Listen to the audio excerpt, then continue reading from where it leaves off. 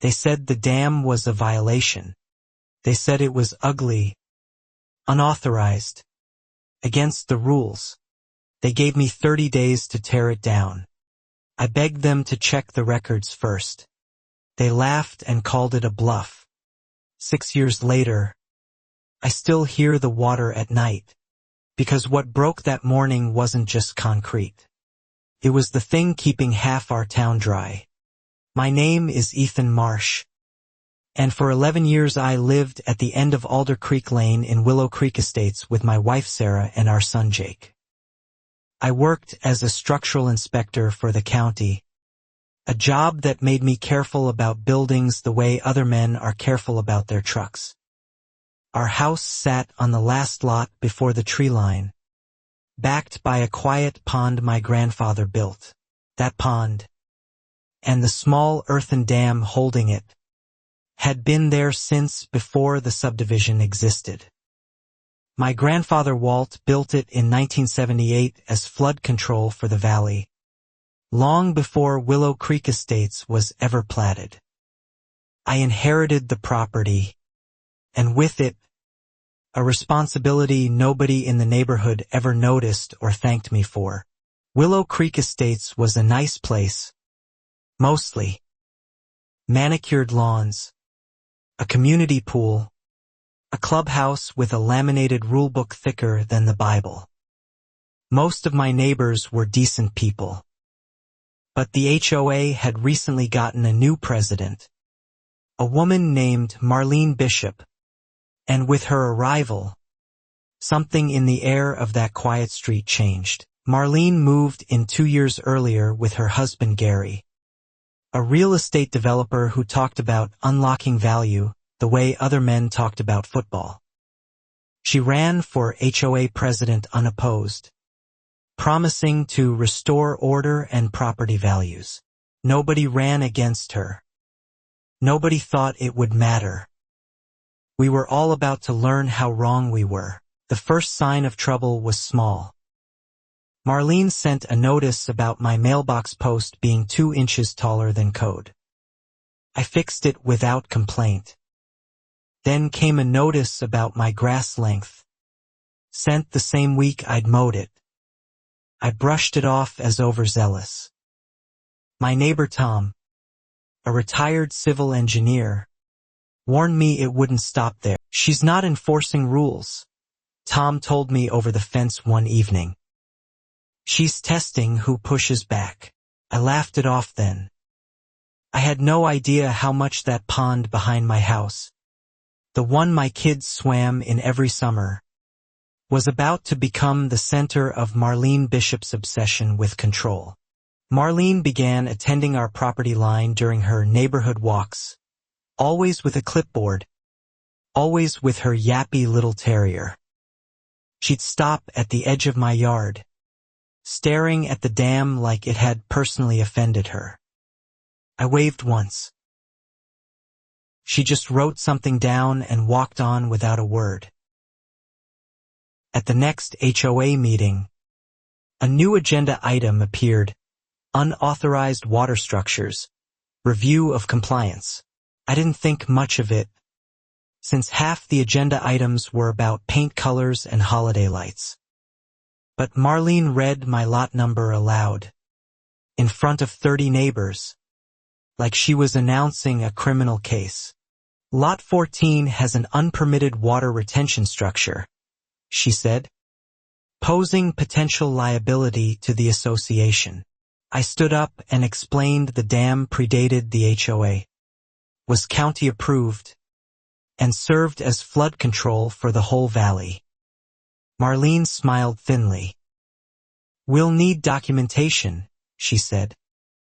"Until then, consider this a formal notice." I went home that night and dug through boxes in the garage, certain I had my grandfather's paperwork somewhere.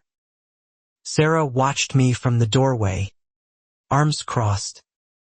"This is about more than a pond, isn't it?" she said. I didn't answer right away. I just kept digging, a knot tightening in my stomach. I found an old folder, yellowed with age, containing my grandfather's original county permit from 1978. It clearly listed the dam as an approved flood control retention structure, tied to an easement recorded with the county. I photographed every page and made copies, relieved. Surely this would end things. Surely paperwork like this couldn't be ignored. I brought the documents to the HOA office the next morning. Marlene barely glanced at them. "This predates our current bylaws," she said, sliding the folder back across the desk. "The board will need to review it formally." She smiled the whole time, the kind of smile that made my neck feel hot.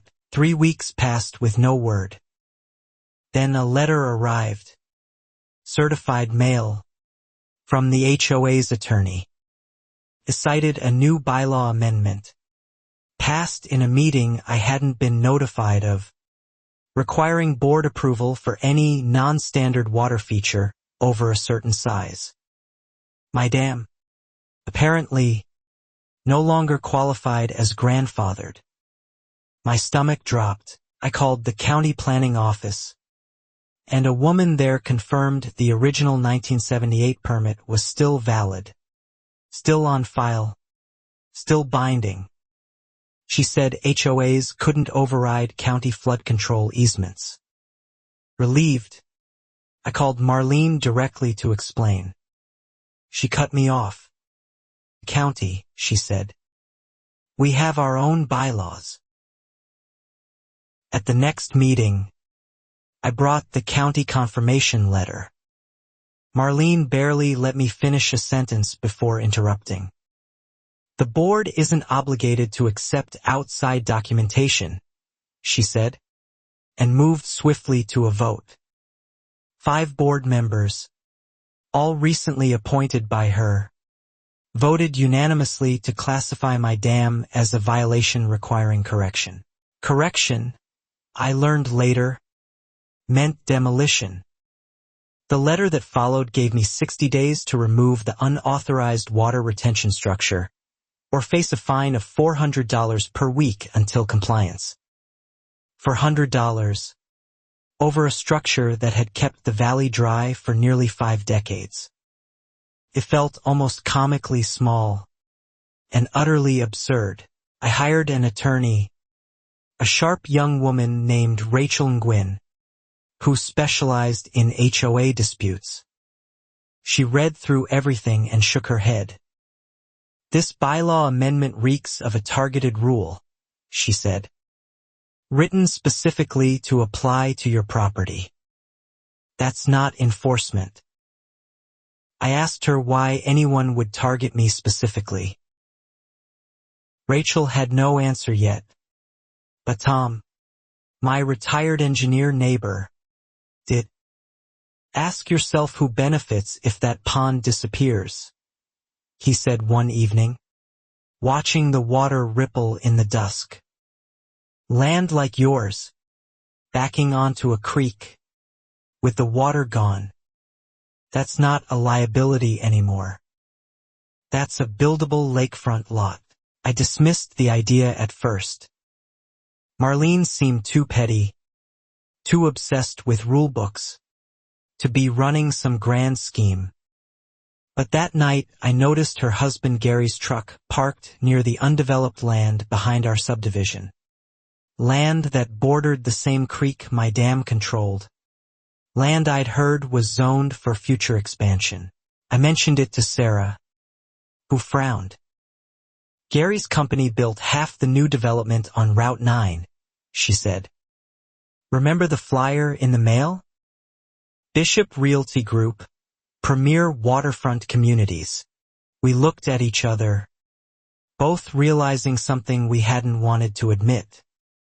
This wasn't really about rules at all. Still, I had no proof, only suspicion. And suspicion doesn't win against a board that controls its own bylaws. Rachel advised patience. "Fight the paperwork with paperwork," she said. "Don't give her an excuse to escalate." I nodded, though every fiber in me wanted to march to Marlene's door and demand the truth. Instead, I filed a formal appeal with the HOA, citing the county easement and requesting a hearing before the full board, not just Marlene's hand-picked committee. Took 3 weeks to even get a response. When it came, it wasn't a hearing date. It was another certified letter, and this one changed everything. The letter stated the board had reviewed my appeal and rejected it outright, citing insufficient relevance of outdated county documentation to current association standards. The fine would begin accruing immediately, $400 a week, retroactive to the original notice date. In one letter, Marlene had turned a dispute into $11,000 of debt. I called Rachel in a panic. She told me retroactive fines like that were almost certainly not enforceable and likely illegal under state HOA statutes. But fighting it would take months, maybe longer, and cost money we didn't have lying around. "They're betting you'll fold before you win," she said grimly. That's the strategy. Sarah and I sat at the kitchen table that night, calculator between us, trying to figure out if we could absorb the fines while we fought back legally. Jake wandered in, asking why Mom looked so upset. I told him it was grown-up stuff. He looked out at the pond and asked if we'd lose it. I didn't have an answer for my own son.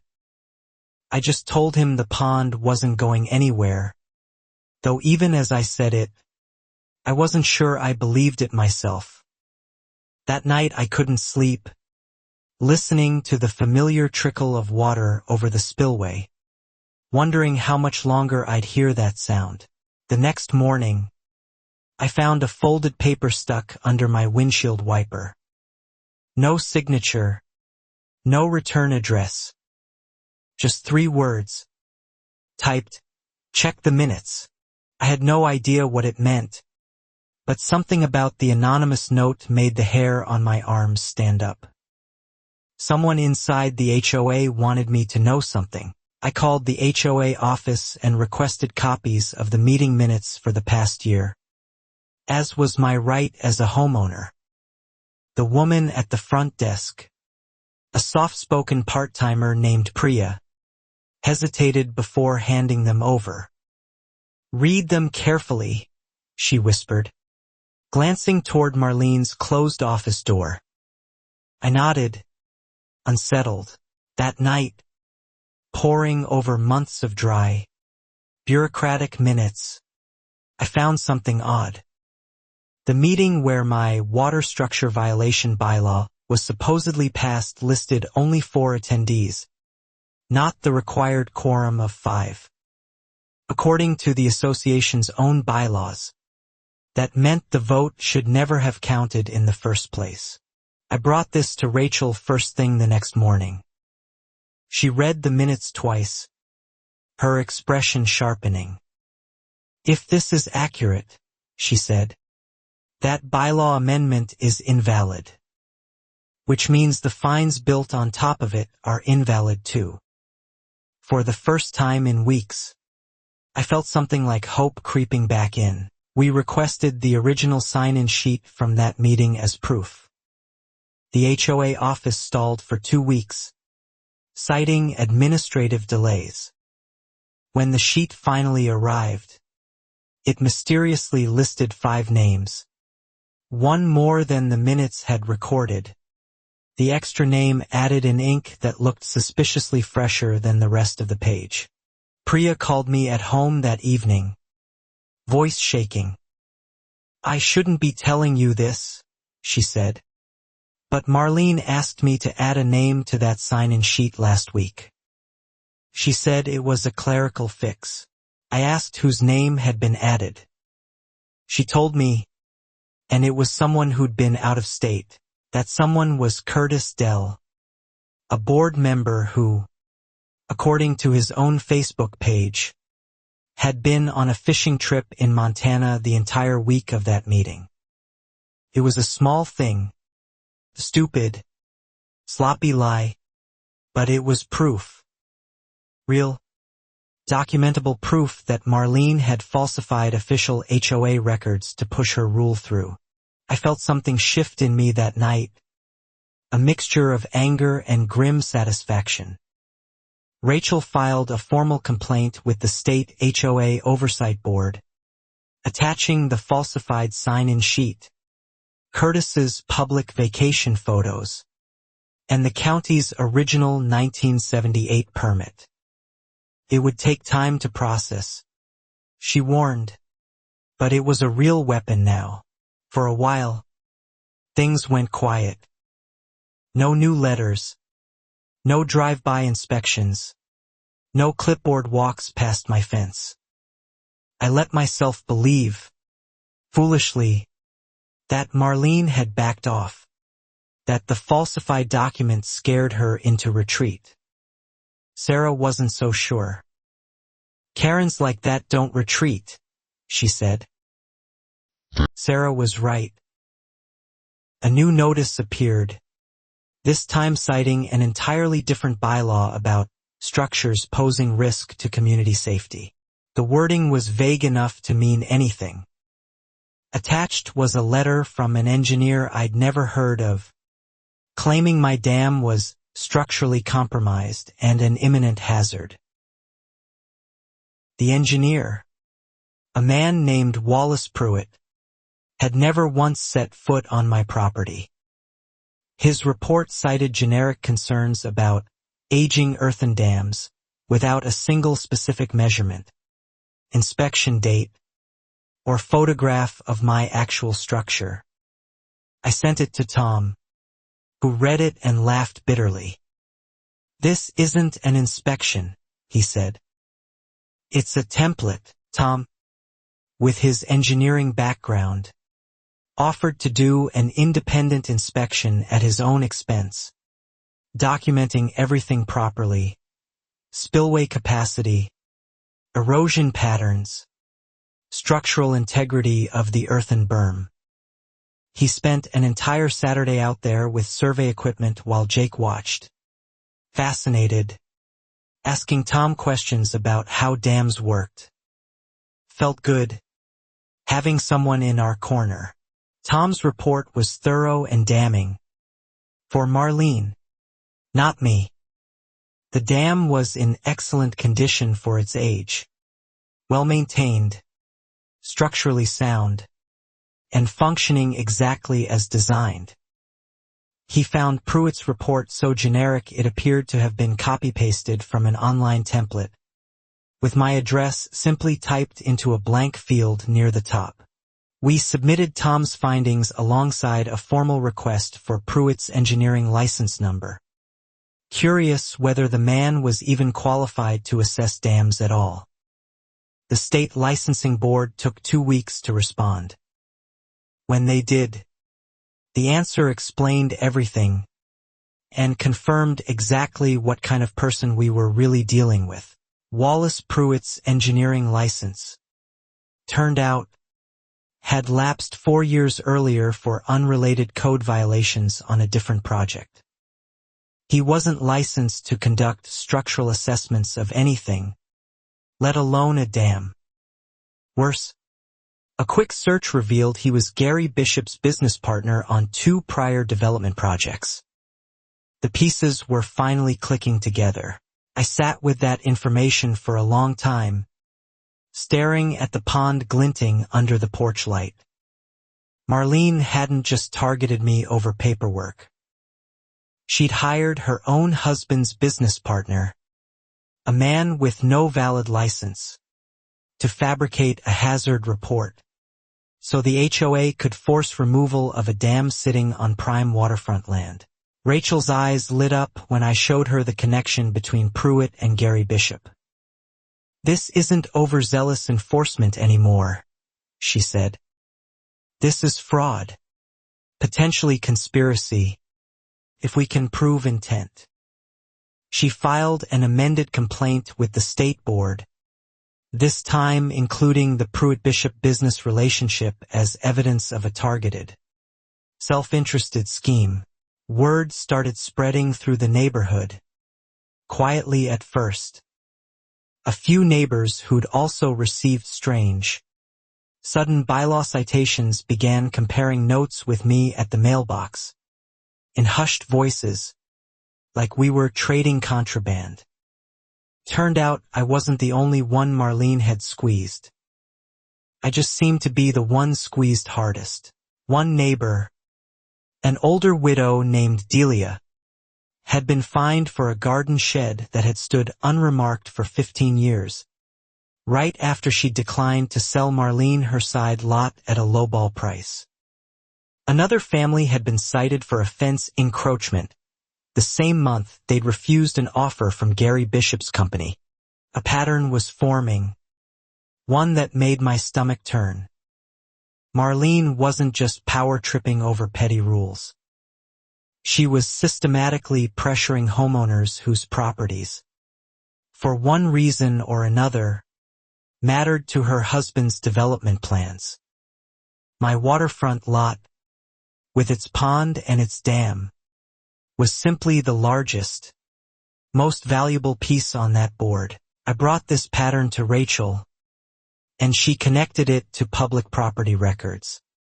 Sure enough, Bishop Realty Group had recently filed preliminary paperwork with the county for a project called Alder Creek Landing, a proposed luxury development along the very creek my dam regulated. My property, in their renderings, sat squarely inside the planned boundary. Seeing my own home, labeled simply Parcel 14, pending acquisition, on a glossy development rendering was a strange, sickening feeling. It wasn't abstract anymore. It wasn't rules and bylaws and petty complaints. It was a plan, a real, documented plan, to take my family's land, and my grandfather's flood control dam was standing directly in the way. I confronted Marlene at the next HOA meeting, holding up a printed copy of the Alder Creek Landing rendering in front of the entire room. "This is my house," I said, pointing at Parcel 14. "Care to explain why my property is in your husband's development plans?" The room went dead silent, all eyes on her. Marlene's composure cracked for just a moment, a flicker of panic behind her eyes, before she smoothed it over with practiced calm. "That's a preliminary concept map," she said coolly. "Nothing official. Husband's business dealings." A few board members exchanged glances. Nobody in that room quite believed her. After the meeting, Priya pulled me aside in the parking lot, glancing around nervously. "There's more," she whispered. "Marlene's been using HOA reserve funds to pay Pruitt's consulting fees. I've seen the invoices. She's been funneling association money to her husband's associate this whole time." My jaw tightened. This was bigger than I'd imagined. I asked Priya why she was risking her job to tell me this. She hesitated, then admitted Marlene had threatened to have her fired if she didn't cooperate fully with removing me. "I have 2 kids," Priya said quietly. "I need this job. Hurt people. Not anymore." With Priya's help, we obtained copies of the suspicious invoices. 3 payments totaling nearly $6,000 from the HOA's maintenance reserve fund, labeled vaguely as engineering consultation. Lot 14 matter, paid directly to Pruitt's Shell Company. $6,000 of neighborhood dues, spent fabricating a fake hazard report against my own home. Rachel filed this as a supplemental exhibit with the State Oversight Board, alongside a formal request for a financial audit of the HOA's reserve account. Misuse of association funds, she explained, was a far more serious violation than any bylaw dispute. the kind that could trigger real legal consequences for Marlene personally. For a moment, I allowed myself to feel something like victory. We had documents. We had a paper trail. We had a whistleblower. Surely this would be enough to end things cleanly, quietly, without further conflict. I should have known, by then, that Marlene Bishop did not know how to lose gracefully. Marlene's response came fast and vicious. She called an emergency board meeting and pushed through a motion labeling me hostile and disruptive to community harmony, citing my public confrontation with the rendering as intimidating behavior toward a board member. She requested a restraining order preventing me from attending future HOA meetings entirely. The judge who reviewed the restraining order request, thankfully, saw through it immediately, dismissing it as baseless and noting, on the record, that presenting documented evidence at a public meeting did not constitute harassment. Still, the attempt itself told me everything I needed to know about how far Marlene was willing to go. Rather than backing down after the failed restraining order, Marlene escalated again, this time targeting the dam directly. A new, urgent notice arrived, an emergency safety order, demanding immediate drainage of the pond and demolition of the dam within 14 days, citing imminent risk to public safety, based on Pruitt's discredited report. 14 days. Like it was a threat, because it was one. Rachel immediately filed for an emergency injunction, arguing the order relied entirely on a report from an unlicensed engineer with an undisclosed conflict of interest. The hearing was scheduled for 11 days later, 3 days before the deadline.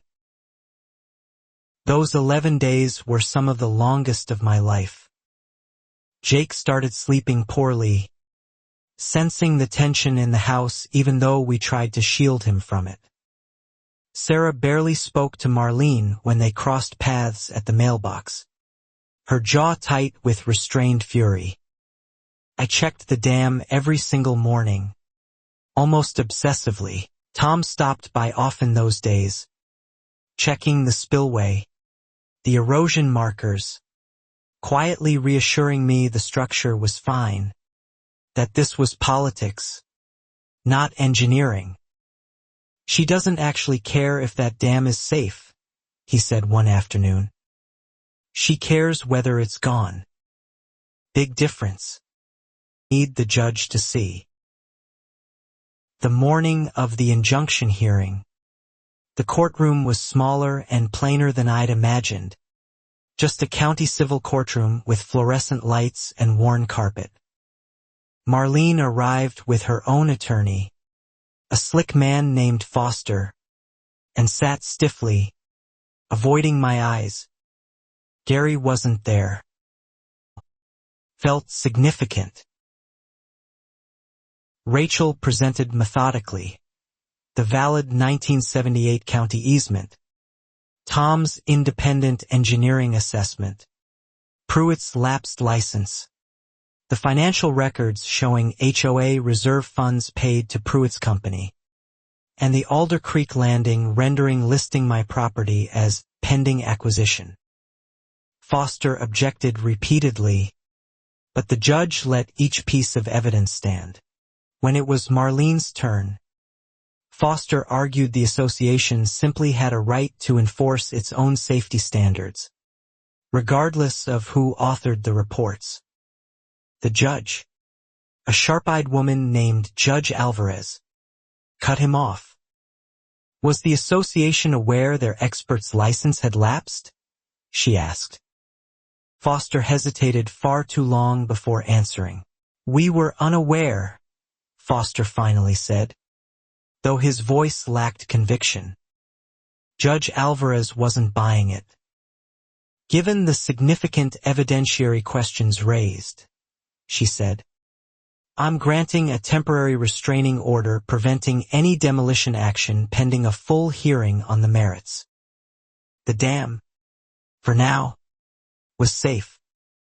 I exhaled a breath I'd been holding for weeks. Marlene stormed out of the courthouse without a word, Foster trailing behind her, phone already pressed to his ear. I stood in the hallway with Rachel, hands shaking with relief. "This buys us time," Rachel said. "But it's not over." She's not the type to accept a loss quietly.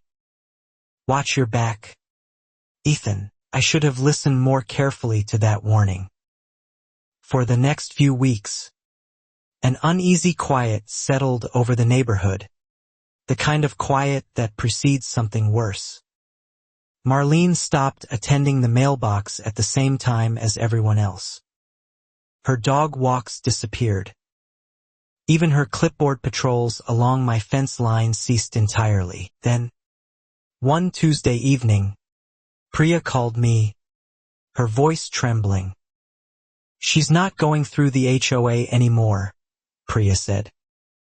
I overheard her on the phone with Gary. They're planning to hire a private contractor to breach the dam directly, outside any official process, before the merits hearing even happens. My blood ran cold. I called Rachel immediately, relaying what Priya had told me. Rachel was quiet for a long moment. "That would be a serious crime," she said slowly. "Trespassing, destruction of property, violation of a restraining order. But we'd need proof. What we have is secondhand information.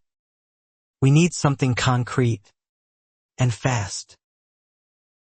Tom offered to help.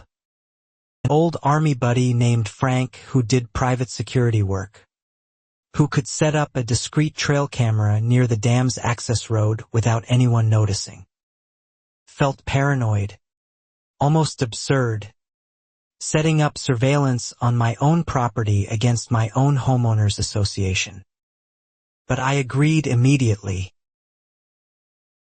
Frank installed 2 small, well-hidden cameras that weekend, one covering the gravel access road behind my property, another angled toward the dam itself.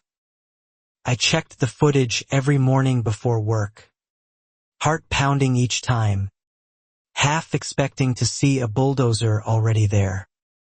For nearly a week, there was nothing unusual at all. Then, on a rainy Thursday night, the motion alert buzzed on my phone at 2:47 in the morning. I sat up in bed, heart hammering, and pulled up the footage. A truck, headlights off, crept slowly up the gravel access road toward the dam. My hands shook as I watched 2 figures climb out. One of the figures was unmistakably Gary Bishop, recognizable even in grainy night vision by his distinctive limp from an old knee injury. The other man carried what looked like surveying equipment and a small, portable excavator attachment. They weren't just scouting. They were preparing to breach my dam that very night, restraining order or not. I called the county sheriff's non-emergency line immediately, explaining the restraining order and the men trespassing on my property. Tom, half asleep but wide awake within minutes, drove over with a flashlight and his old army buddy Frank, determined to physically stand between the equipment and the dam if it came to that. By the time a deputy arrived, 20 tense minutes later, Gary and his contractor had already fled, spooked by our porch lights flicking on and Tom's truck rumbling up the driveway. But the trail camera footage remained, time-stamped, clear, and utterly damning. Sheriff's deputies reviewed it on the spot, faces grim with recognition. The deputy explained that trespassing with intent to damage property, especially in direct violation of an active restraining order, was a serious offense, potentially felony level given the scale of potential flood damage a breach could cause downstream. Gary Bishop, he said, was about to become a very different kind of headline in our town. Rachel filed the footage with the court first thing the next morning, requesting an emergency contempt hearing given the blatant violation of the restraining order. Judge Alvarez, reviewing the timestamped video, did not hide her anger. "This is precisely the reckless conduct this order was designed to prevent," she said sharply. Gary was formally charged with attempted destruction of property and violation of a court order. Marlene, though not caught on camera herself, was named as a co-conspirator based on Priya's willingness to testify about the overheard phone call and the financial trail connecting HOA reserve funds to Pruitt's fraudulent engineering report. News of the arrest spread through Willow Creek Estates like wildfire. Neighbors who'd quietly compared notes about Marlene's targeted enforcement suddenly weren't so quiet anymore.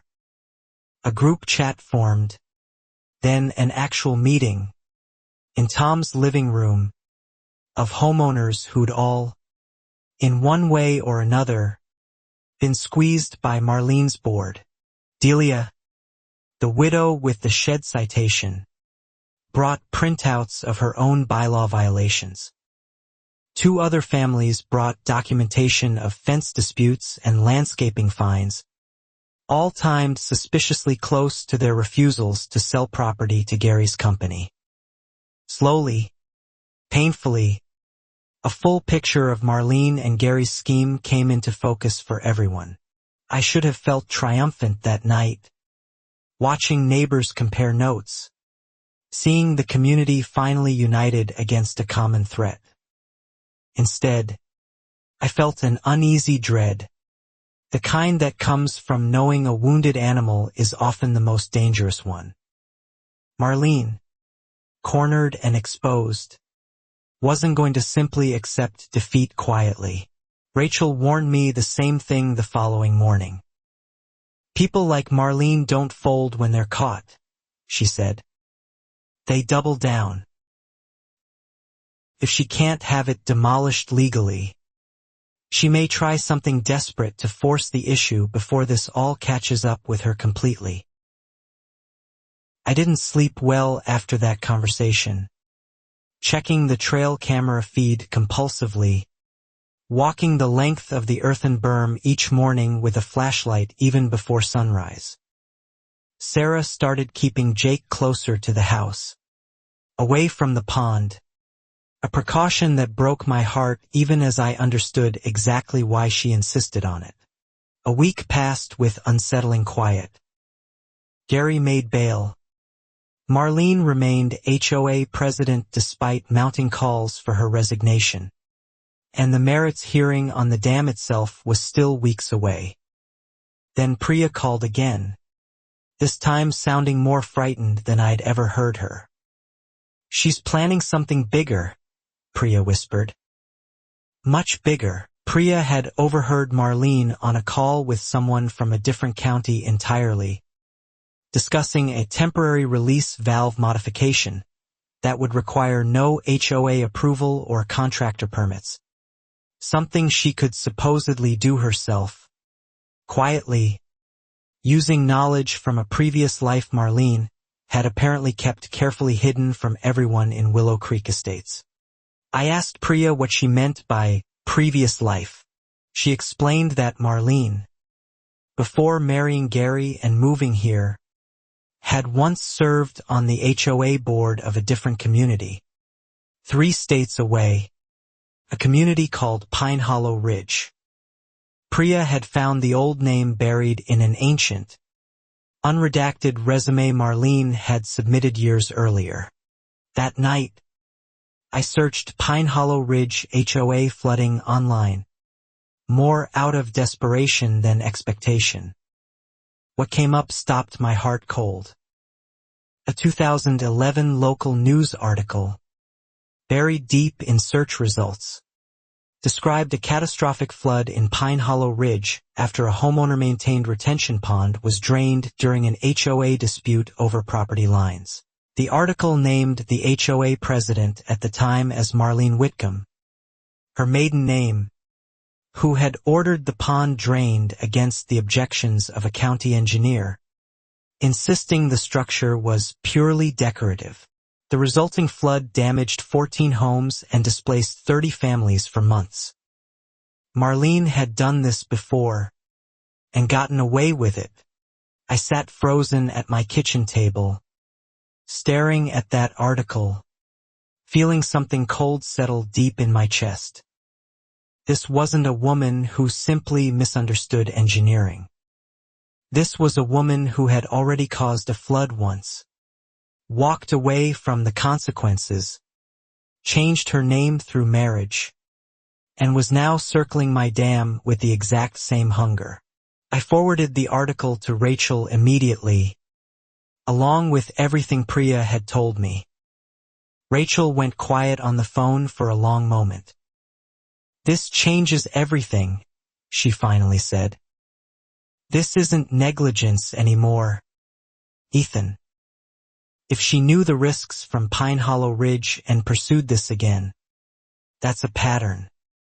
That's premeditation. Rachel filed an emergency motion the next morning, requesting the court expand the restraining order to explicitly prohibit any modification to the dam's spillway or release mechanisms, citing the Pine Hollow Ridge precedent as evidence of demonstrated willful disregard for engineering safety. Judge Alvarez granted it within hours, her expression grim. I thought, foolishly, that the weight of documented evidence, court orders, and a genuine criminal record might finally be enough to stop Marlene cold.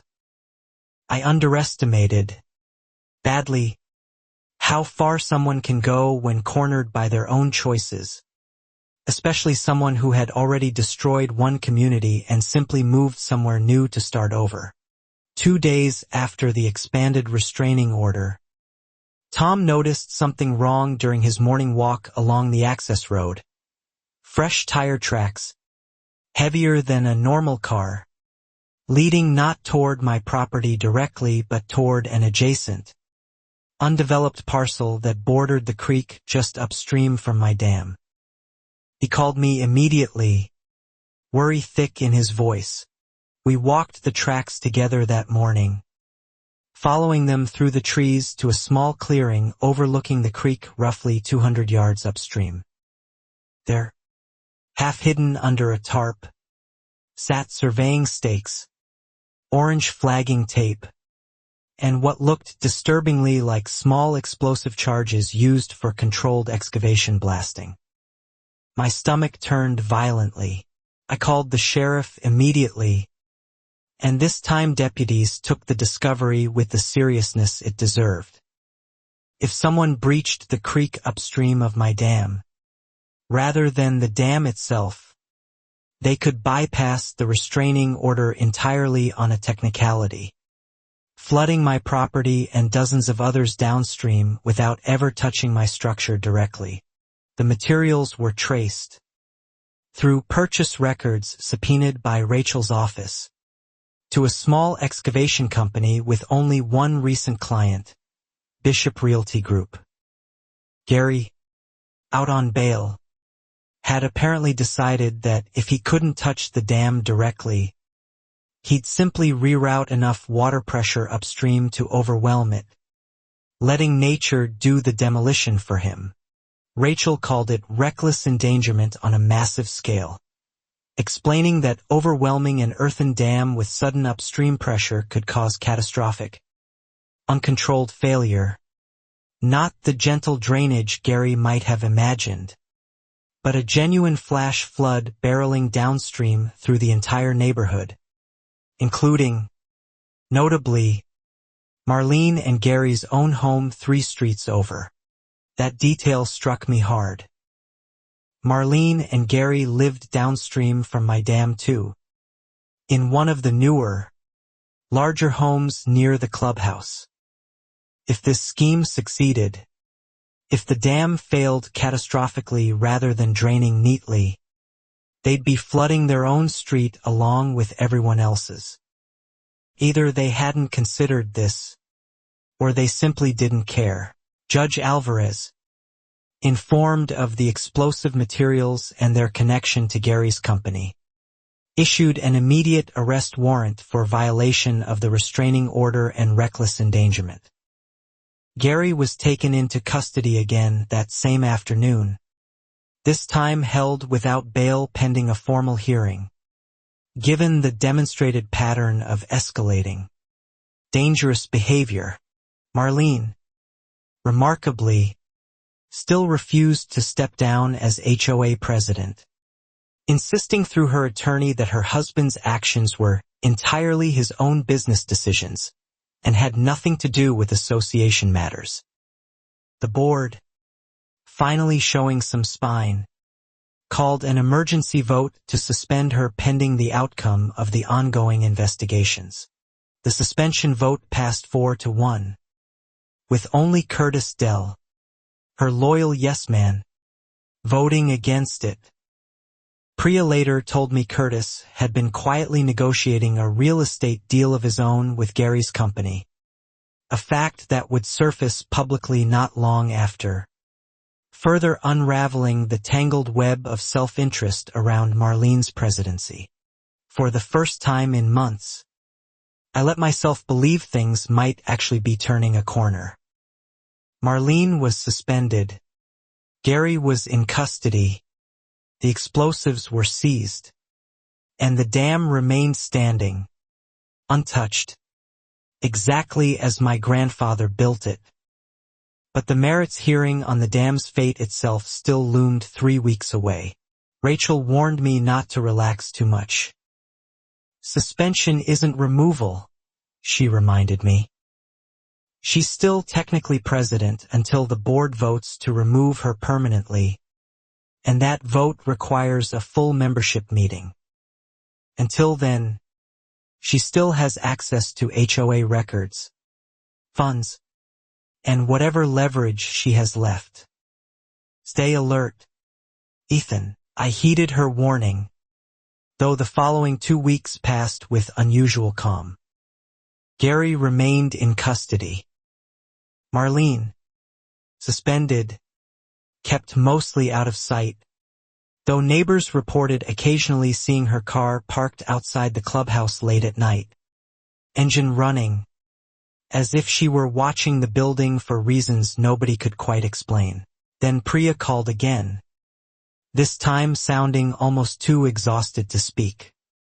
She'd been going through the HOA's financial records, preparing for the state audit Rachel had requested, and found something that made even her, after everything, feel physically sick. Marlene hadn't just misused $6,000 for Pruitt's fake report. The full financial trail, once properly audited, revealed nearly $40,000 in HOA reserve funds diverted over 18 months, funneled through shell consulting fees, inflated landscaping contracts with a company secretly owned by Gary, and a legal defense fund line item that existed nowhere in any approved HOA budget or meeting minutes. $40,000. Road repairs and community upkeep, quietly siphoned into Marlene and Gary's personal legal and business expenses, while they simultaneously fined homeowners $400 for imaginary violations. The audacity of it left me momentarily speechless, staring at Priya's spreadsheet printouts on my kitchen table. Rachel filed the full audit findings with both the State Oversight Board and, separately, the District Attorney's Office. Given the scale now clearly crossed from civil dispute into outright embezzlement. This isn't just going to end her HOA career, Rachel said grimly. This is looking at real criminal exposure now. Fraud, embezzlement, conspiracy. Word of the $40,000 embezzlement spread through Willow Creek Estates within a single afternoon, thanks to Priya's careful, methodical distribution of the redacted audit summary to the full homeowner mailing list, something she was now legally protected to do as a formally recognized whistleblower under the state's HOA oversight statutes. Neighbors who'd once quietly grumbled about Marlene's rule enforcement now openly demanded her permanent removal and criminal prosecution. A special membership meeting was scheduled, the kind the bylaws required for removing a sitting board president. And for once, I suspected the room would be packed with people finally ready to speak up. I almost didn't attend. Honestly, exhausted from months of fighting, tempted to just let the community handle Marlene's removal without me standing in the spotlight again. But Sarah insisted we go together, as a family, to finally see this through to the end. "We started this fight," she said. "We should be there." The night of the special meeting, the clubhouse was packed beyond capacity, folding chairs lining the walls, people standing in doorways. Marlene arrived late, alone, without Gary, wearing an expression somewhere between defiance and barely concealed panic. The room fell silent the moment she walked through the door, every eye tracking her movement. The board chair, a normally soft-spoken man named Harold, opened the meeting by reading the full audit findings aloud, methodically, unemotionally, letting the sheer scale of the numbers speak for themselves. $40,000 diverted. Fraudulent engineering reports. A falsified quorum.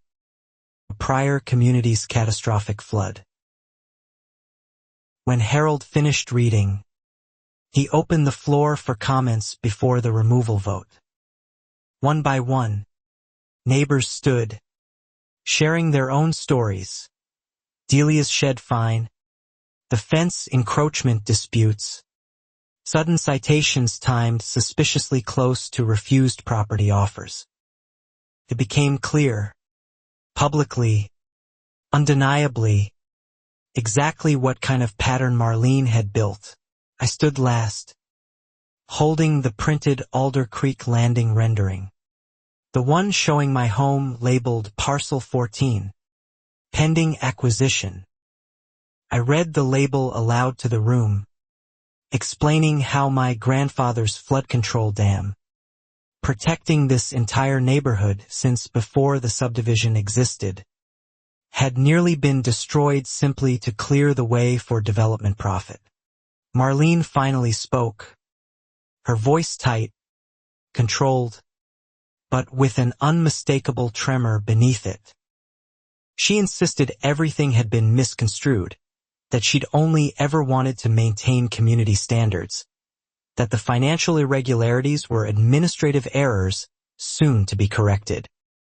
Nobody in that room, judging by the murmurs, believed a single word of it. The vote, when it finally came, was nearly unanimous.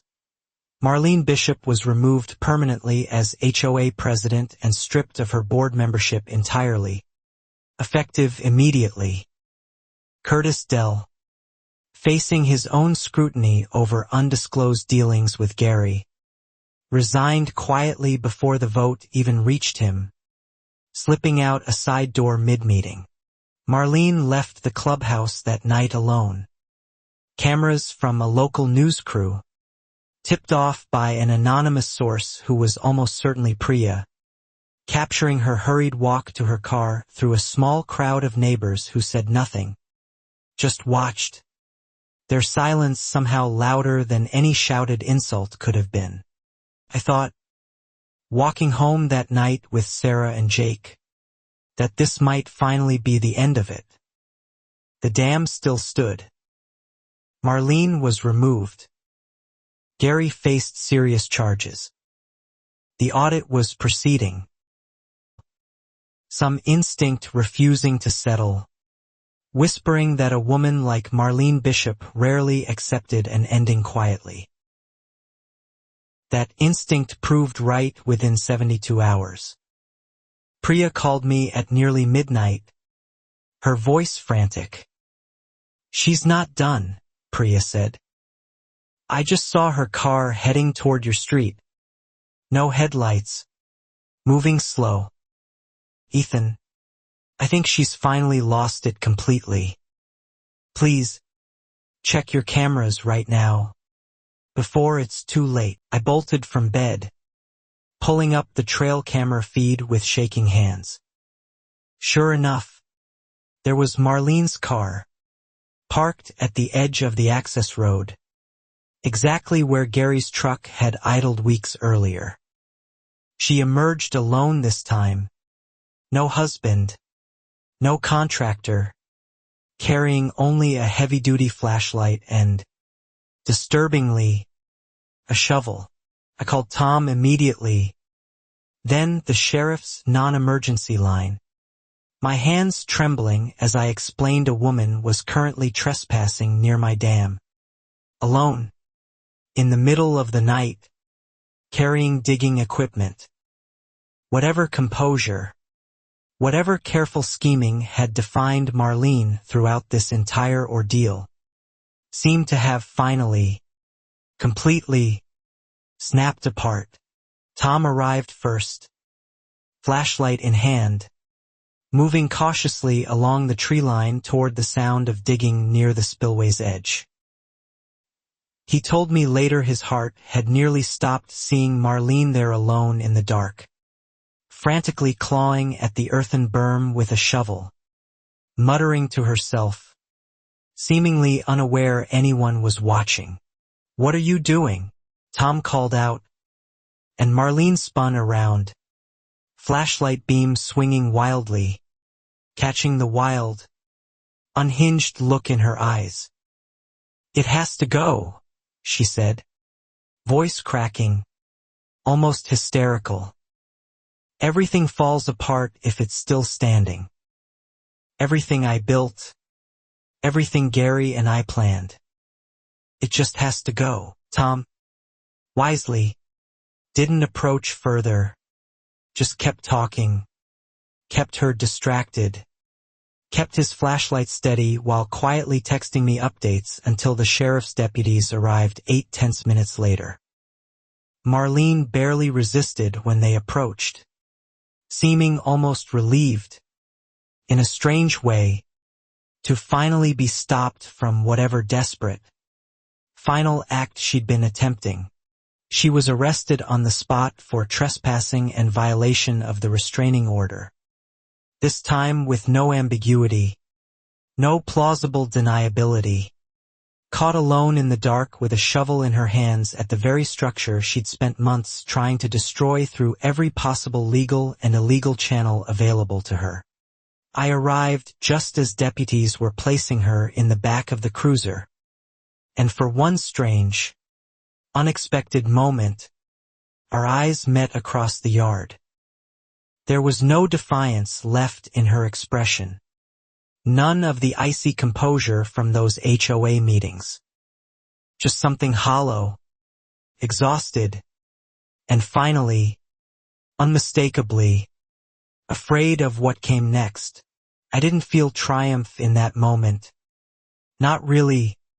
Watching a woman who'd caused so much damage finally reduced to something small and broken in the back of a police car. I mostly just felt tired, and relieved, and desperate to walk back inside my own house and hold my sleeping son close for a while. The following morning, news of Marlene's arrest spread through Willow Creek Estates faster than anything before it. Neighbors gathered at the mailbox, at the pool, in driveways, trading the story in hushed, disbelieving tones. The HOA president, the woman who'd fined half the neighborhood over garden gnomes and mailbox heights, arrested digging at a dam alone at midnight. Rachel called that afternoon, her voice carrying a note of cautious optimism I hadn't heard from her in months. This changes the entire legal landscape, she said. Between the embezzlement, the explosives, the falsified quorum, and now this, the district attorney's office is treating this as a genuinely serious, multi-count criminal case. Over the following weeks, the full scope of Marlene and Gary Bishop's scheme finally came into focus through the state's investigation. It wasn't just my dam, or Delia's shed, or the fence disputes. Bishop Realty Group had quietly targeted 6 different properties across 3 different HOA communities over the past 4 years. Each targeted property, investigators found, shared the same pattern: valuable land bordering water features, targeted homeowners who'd refused lowball purchase offers, followed by sudden, aggressive HOA code enforcement designed to either force compliance costs high enough to prompt a sale, or damage the property's value enough to justify condemnation and cheap acquisition. Pine Hollow Ridge, turned out, hadn't been an isolated incident at all, but the very first iteration of a scheme Marlene and Gary had refined and repeated across multiple states, moving each time the pattern grew too obvious. Changing names, changing communities, always landing somewhere new before the last community's damage fully surfaced. I felt a strange, cold anger reading through the investigator's summary, understanding finally that I hadn't just been an unlucky target of one petty tyrant's power trip. I'd been the latest entry in a long, calculated, cross-state pattern of exploitation, one that had already flooded an entire town once before moving quietly onward. Rachel explained that given the interstate scope of the fraud, federal prosecutors had gotten involved alongside the state district attorney, elevating the charges significantly. Wire fraud, conspiracy, embezzlement across state lines, reckless endangerment, and now, following the shovel incident, additional charges of attempted destruction of protected flood control infrastructure were all on the table. Gary, facing the mounting evidence and his own already pending charges from the explosives incident, took a plea deal first, cooperating with investigators in exchange for reduced sentencing. His cooperation, ironically, provided the final pieces of evidence needed to fully connect Marlene to every stage of the scheme, from Pruitt's fake report to Pine Hollow Ridge. Marlene, without her husband's cooperation and facing overwhelming physical evidence from the shovel incident alone, eventually accepted a plea deal of her own rather than risk trial. Multiple felony counts, restitution to both our HOA and, remarkably, to families still recovering financially from the Pine Hollow Ridge flood over a decade earlier. I sat in the courtroom the day of her sentencing, alongside Sarah, Tom, and several neighbors who'd also suffered under Marlene's reign. The judge, reviewing the full pattern of manipulation, fraud, and reckless endangerment spanning years and multiple states, handed down a sentence considerably harsher than Marlene's attorney had clearly anticipated walking in. 4 years in state prison, followed by 5 years probation, full restitution to Willow Creek Estates HOA Reserve Fund, and a lifetime ban from serving on any homeowners association board anywhere in the country. Watching Marlene's face as the sentence was read, I finally allowed myself a small, quiet, genuinely satisfied breath. Gary received a similar sentence, slightly reduced for his cooperation, along with the full dissolution of Bishop Realty Group and permanent revocation of his real estate license. The Alder Creek Landing development, along with every other project connected to their scheme, was formally abandoned, the land reverting to its original, undeveloped zoning status. In the weeks following the sentencing, Willow Creek Estates held new HOA board elections, and this time, remarkably, nearly a dozen homeowners volunteered to run, including Tom, who won a seat easily on the promise of actual engineering sense over power trips. Priya, no longer employed by the old regime, was hired back as full-time community manager. The new board's very first act, fittingly, was to formally recognize my grandfather's dam as protected community flood control infrastructure, permanently exempt from any future bylaw disputes, with maintenance responsibilities and costs now shared fairly across the association rather than resting solely, unfairly, on my family's shoulders for another 50 years. 6 months after Marlene's sentencing, on a warm Saturday afternoon, Willow Creek Estates held a small community gathering by the pond, an actual celebration this time, not a hearing or a confrontation. Neighbors brought food, kids splashed in the shallow water, and Tom gave a short, funny speech about the dam's 50-year history. Jake, now old enough to understand at least the broad strokes of what our family had gone through, asked me that afternoon why Marlene had done all of it, over what amounted to such a small amount of money at first. I thought about it for a long moment before answering him honestly. Some people, I told him, watching the water ripple gently against the spillway my grandfather built, aren't satisfied with what they have. They need control, need to feel powerful over other people, even when it costs them everything in the end. Jake nodded slowly, then ran off to rejoin his friends in the shallow water.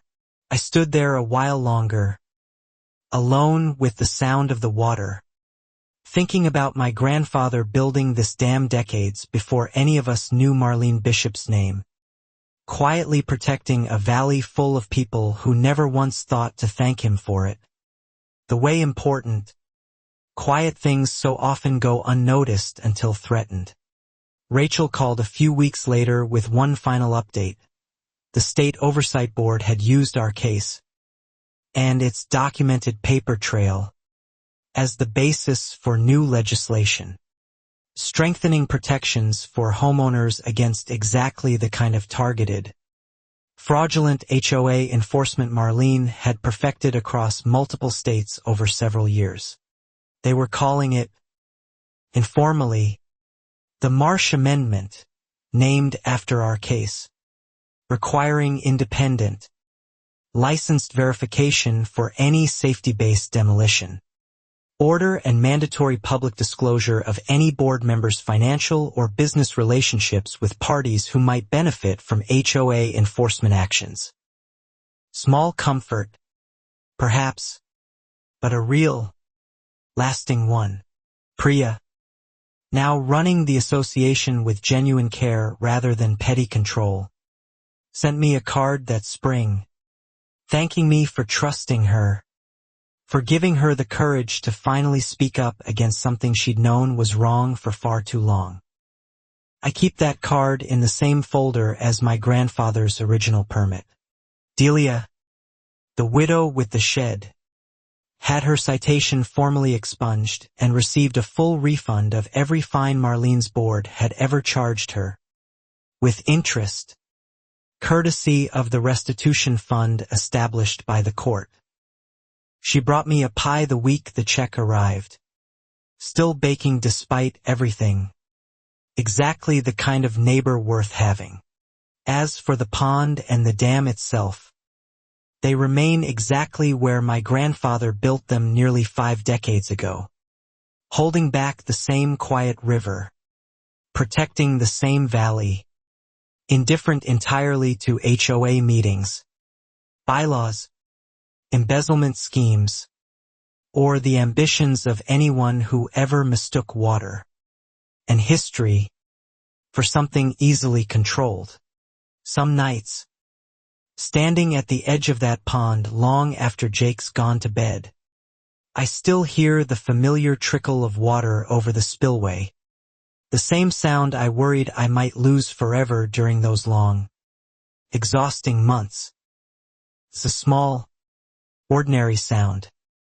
But now, finally, it just sounds like peace. Sarah joins me out there sometimes, and we don't talk much, just stand together watching the water catch the last light of evening. She reminded me once that we never set out to be the family that took down a fraud scheme spanning 3 states. We just wanted to keep our home and our history intact. That, I've come to realize, was really the whole point all along. Marlene Bishop wanted control, wanted profit, wanted power dressed up as rule-following. We just wanted to protect something quiet, old, and genuinely useful, something that had kept an entire valley safe long before any of us arrived. And long after all this ends, the dam still stands, exactly where my grandfather intended it to, all those years ago.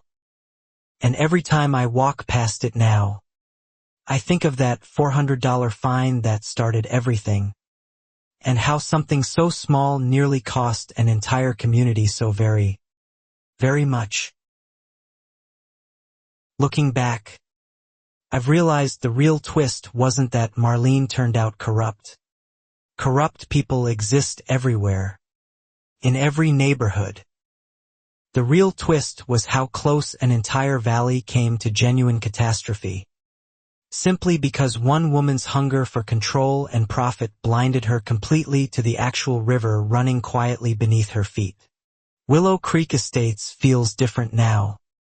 Lighter somehow, the way a house feels different after a long, difficult renovation finally reveals something solid and good underneath all the mess. Neighbors talk to each other more openly. Board meetings are almost boring now, filled with actual maintenance discussions instead of manufactured crises and clipboard intimidation. I still work as a county structural inspector, though I approach the job differently now, more carefully, understanding firsthand how easily official-sounding paperwork can be twisted into a weapon against ordinary people who simply want to keep their homes intact. Every inspection I sign now, I think of Wallace Pruitt's fake report, and I double-check everything. Tom retired fully from his consulting work last year, spending most of his time now fishing at the pond he helped save, teaching Jake the basics of the same engineering principles he used to expose Pruitt's fraud. Some Saturdays, the two of them sit at the water's edge for hours, talking about spillways and pressure and patience. Priya eventually earned her official community management certification, something she'd always wanted but never had support to pursue under Marlene's regime. She runs Willow Creek Estates now with a fairness and transparency the neighborhood genuinely appreciates, posting every financial record publicly, every single month, without anyone ever having to ask. Occasionally, I hear updates about Marlene through the local news, mostly around parole hearing dates or restitution payment schedules. I don't feel much when I read them anymore. Honestly, just a distant, settled kind of closure, the knowledge that the truth eventually surfaced. Slowly, painfully, but completely, exactly the way truth usually does. Gary, according to Rachel's last update, moved to a different state entirely after his release, working some unrelated sales job far from real estate, far from development, far from anything resembling his old ambitions. Whether he's genuinely changed or simply lying low, I honestly don't know. and I've stopped spending energy wondering about it. My grandfather never lived to see any of this unfold, having passed away when I was still a teenager, long before Willow Creek Estates even existed as a subdivision. I think about him often now, standing at the edge of that pond, wondering what he'd make of the whole strange, exhausting saga his quiet dam eventually caused. I like to imagine he'd be proud, not of the fight itself, but of the fact that his careful, unglamorous work, holding back a river nobody thought much about, ended up protecting an entire community twice over, once from natural flooding, decades ago, and once again from a woman who nearly destroyed it deliberately. Jake asked me recently if he'd inherit the dam someday, the way I inherited it from my grandfather. I told him yes, someday, along with the responsibility that comes with it, the quiet, unglamorous work of maintaining something that matters far more than anyone around it ever fully realizes until it's threatened. He seemed to take that responsibility seriously, in the particular, solemn way only a child can, nodding gravely before running off to skip stones across the water his own great-grandfather had tamed decades before either of us existed. Some legacies, I've learned, aren't about grand gestures. They're about simply holding the line. Rachel and I still keep in touch occasionally, mostly through holiday cards now rather than urgent phone calls. She told me once our case became something of a teaching example in her firm, cited whenever a new associate needed to understand exactly how far unchecked HOA power, combined with personal greed, could genuinely spiral. I sometimes wonder how many other Willow Creek estates exist out there. Quiet, ordinary neighborhoods where some version of Marlene Bishop is currently sharpening a clipboard, targeting some other unsuspecting homeowner's property for reasons that have nothing to do with actual rules, and everything to do with profit dressed up as compliance. That thought used to keep me up some nights, in the early aftermath of everything, until I realized the best thing I could actually do about it was simply share our story honestly, completely, exactly as it happened, in case it ever helped someone else recognize the same warning signs a little sooner than I did. Because looking back, the signs were there from the very beginning. The sudden bylaw changes, the targeted enforcement, the refusal to accept legitimate documentation, the mysterious engineer nobody had heard of. Marlene never hid her methods particularly well. She simply counted on people being too tired, too busy, too intimidated to push back. I wasn't always so tired, and I certainly wasn't always so brave. Not at the start of all this. I was scared, honestly, staring down $400 a week in fines, wondering if fighting a homeowners association was even worth the exhaustion it demanded. What changed things was refusing to fight it entirely alone. Tom's engineering knowledge, Rachel's legal expertise, Priya's quiet courage, even Sarah's steady insistence we see things through together as a family. None of it was something I could have managed on my own. The real lesson of Willow Creek Estates, I think, is that Karens like Marlene depend entirely on isolation to succeed. The moment a community stops being isolated, stops being individually intimidated, and starts comparing notes, sharing documents, standing together in a crowded clubhouse meeting, that kind of manufactured power collapses almost immediately under its own weight. Marlene's entire scheme depended on nobody ever comparing their $400 fine to anyone else's. These days, our HOA meetings are almost pleasantly boring. filled with debates about paint colors and pool schedules rather than manufactured crises. I still attend every single one, though, a habit I picked up during the fight and never quite let go of.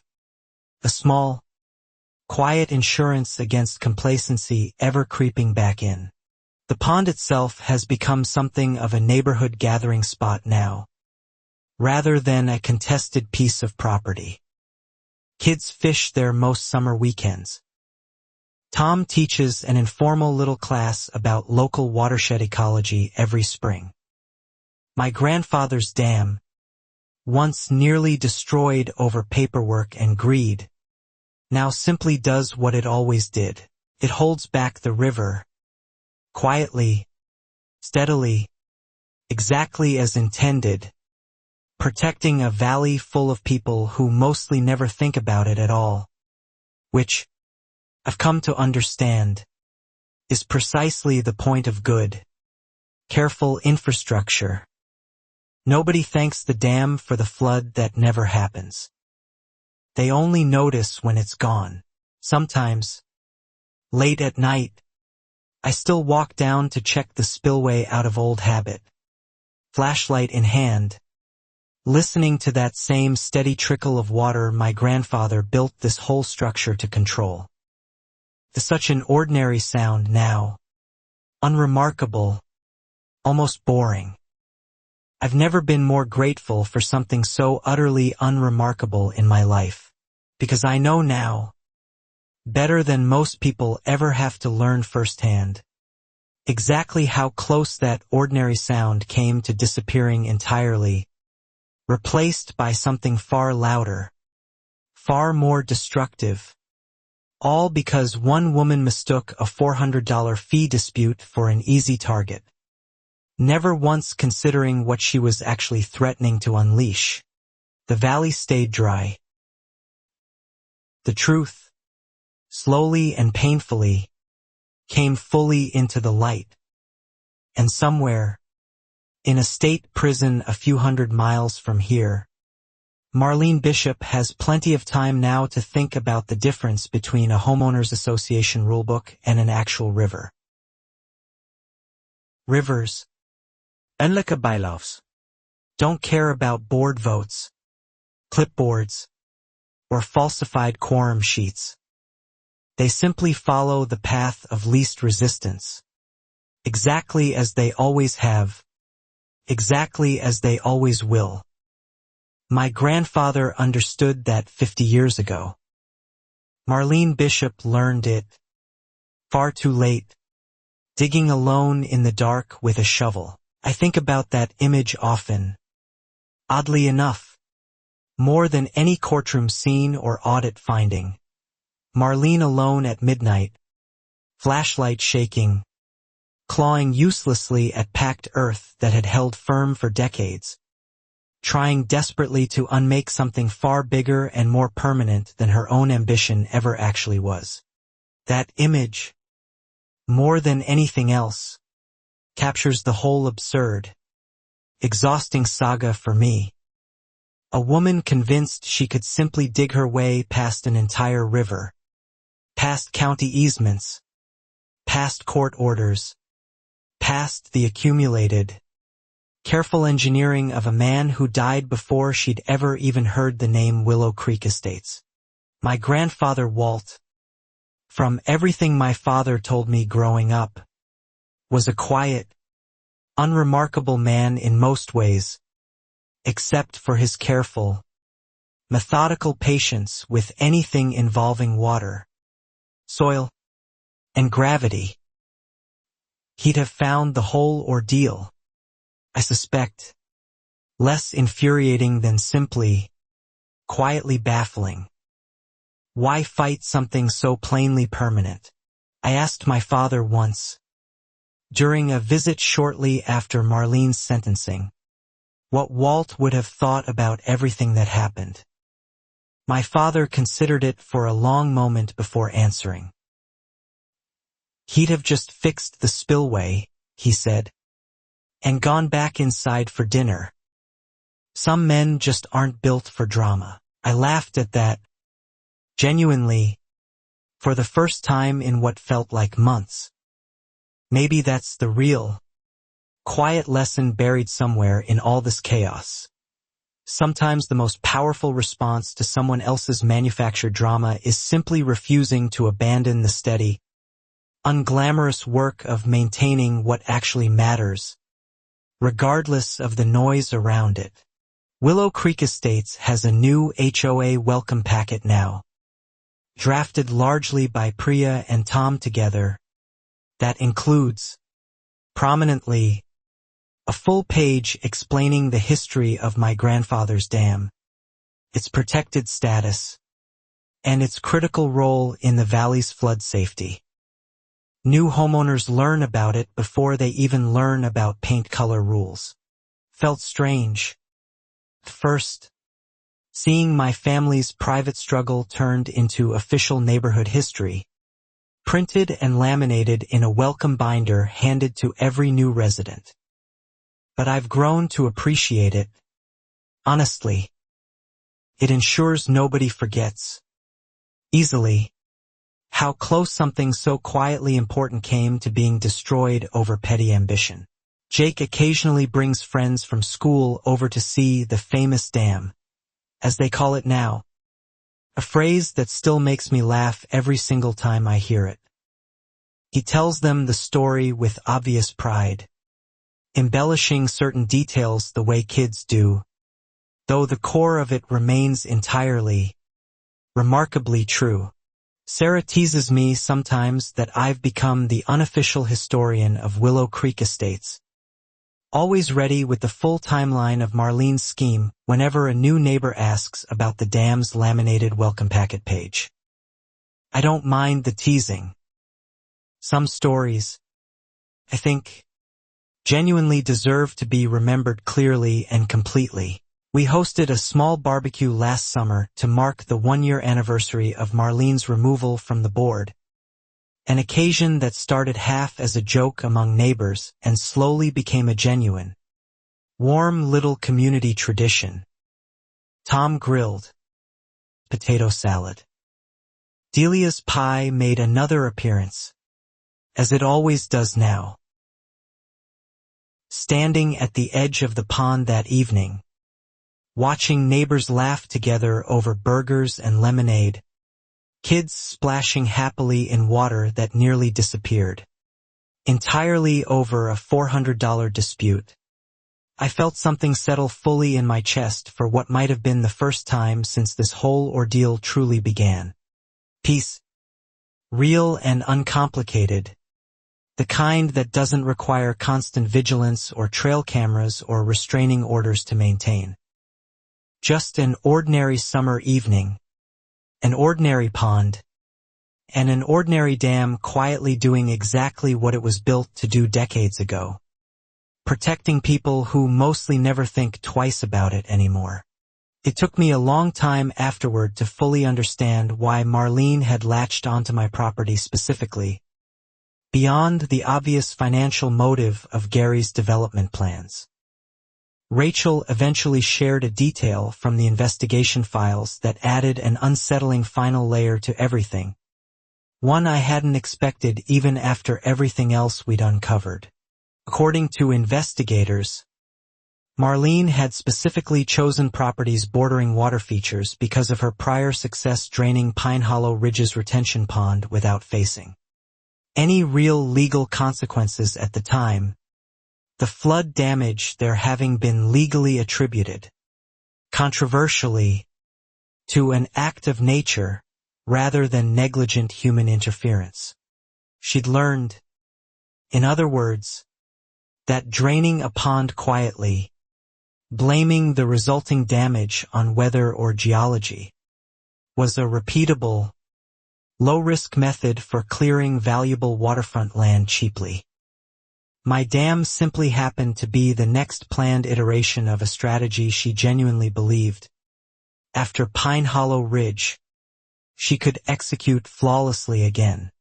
What she hadn't planned for, investigators noted, was a homeowner with a background in structural inspection. A retired engineer neighbor willing to document everything properly, and a county permit record thorough enough to survive nearly 5 decades without being lost, misplaced, or quietly buried the way so much old paperwork often is. In a strange way, my grandfather's meticulous 1978 paperwork, carefully filed and preserved through decades of ordinary family life, ended up being the single most important piece of the entire fight. Not a dramatic courtroom moment, not a viral confrontation, just quiet, careful documentation, exactly the kind of unglamorous diligence Marlene had always underestimated. I think about that often now, how the whole ordeal ultimately came down to paperwork versus paperwork, documentation versus fabrication, patience versus impatience. Marlene had counted on people not keeping records, not questioning official-sounding letters, not digging deeper into suspiciously convenient engineering reports. My grandfather's careful habits broke that entire assumption. Rachel told me once, near the very end of the legal proceedings, that cases like ours rarely resolve so completely and favorably, that most homeowners facing similar HOA harassment simply run out of money, energy, or documentation long before reaching any real resolution. We were fortunate, she said, in ways many families facing similar situations aren't. That thought has stayed with me since. A quiet undercurrent of gratitude mixed with something like survivor's guilt. Not everyone has a retired engineer neighbor willing to spend a Saturday documenting spillway measurements. Not everyone has 50-year-old paperwork carefully preserved in a garage box. Not everyone has the resources to hire someone like Rachel. I've thought, more than once, about what happens to homeowners facing the same kind of manufactured HOA crisis without those particular advantages. Without a Tom, Priya, a Rachel, a lucky trail camera catching exactly the right midnight trespass at exactly the right moment. Some of them, I suspect, simply lose everything quietly.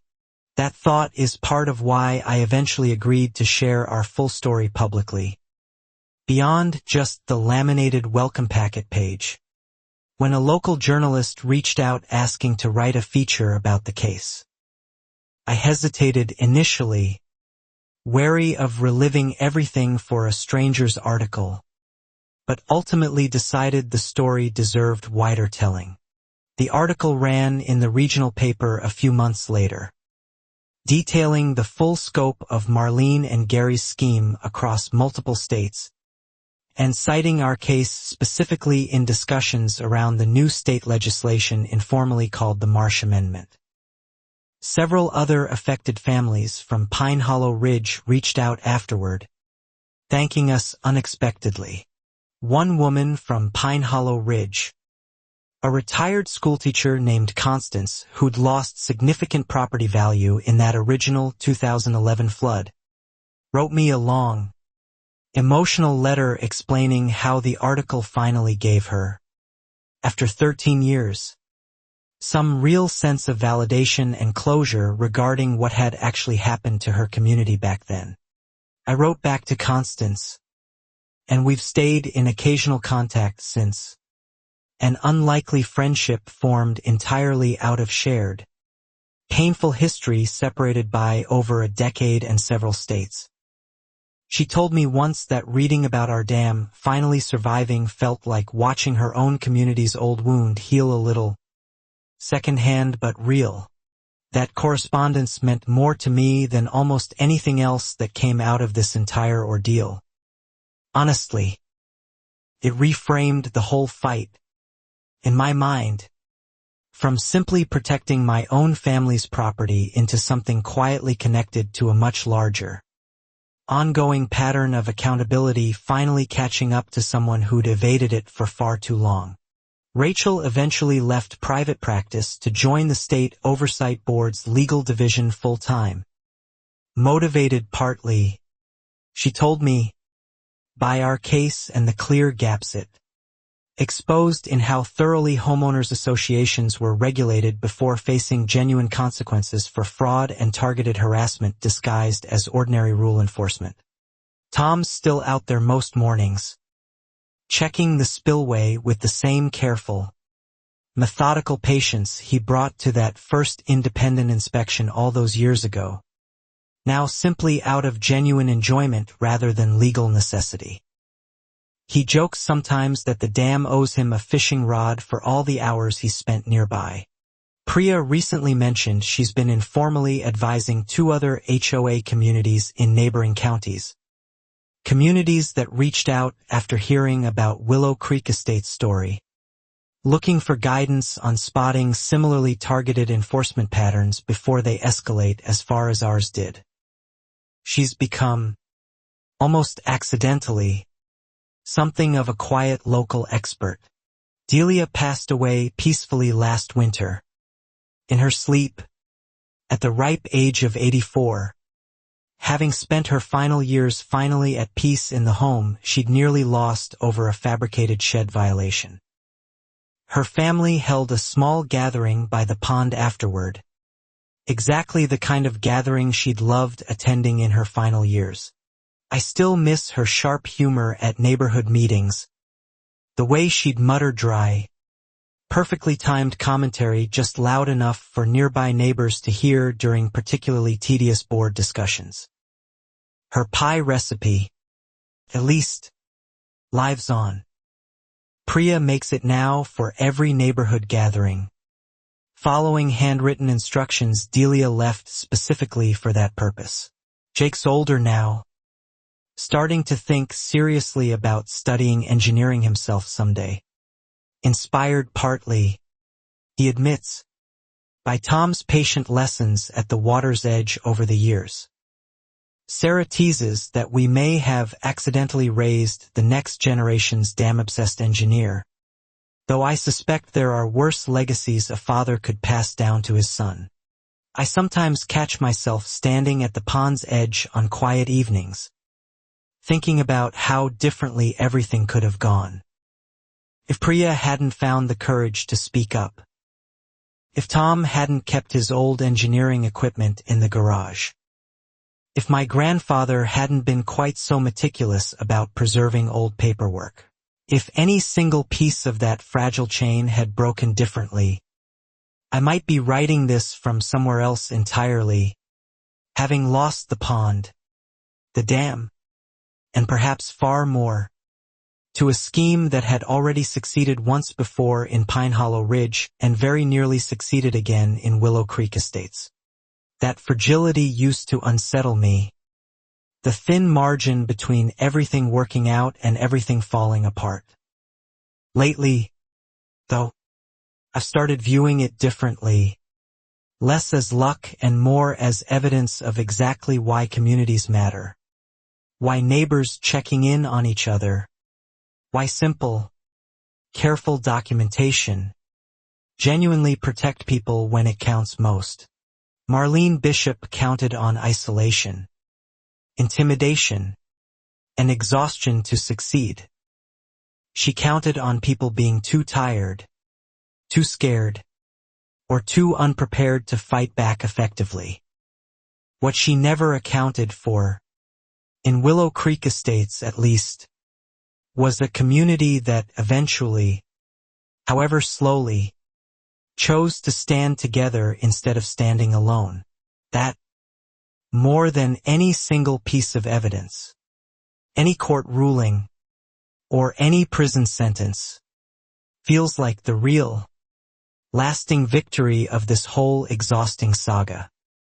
Not just that the dam survived, though I'm profoundly grateful it did, but that an entire neighborhood learned, the hard way, exactly what standing together can actually accomplish.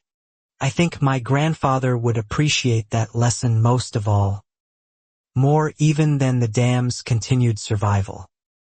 He built something quiet and useful meant to protect people who'd never fully understand or appreciate the effort behind it.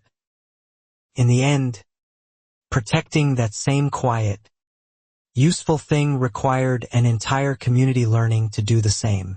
These days, when new neighbors move into Willow Creek Estates and read that laminated welcome packet page about the dam's history, they sometimes stop by to ask me about it directly, curious about the full story behind the brief summary.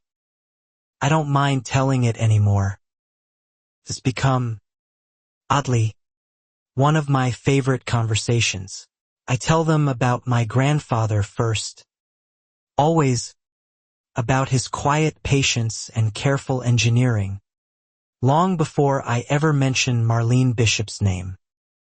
Feels important, somehow, to center the story on what was actually being protected, rather than simply on the person who tried so viciously to destroy it.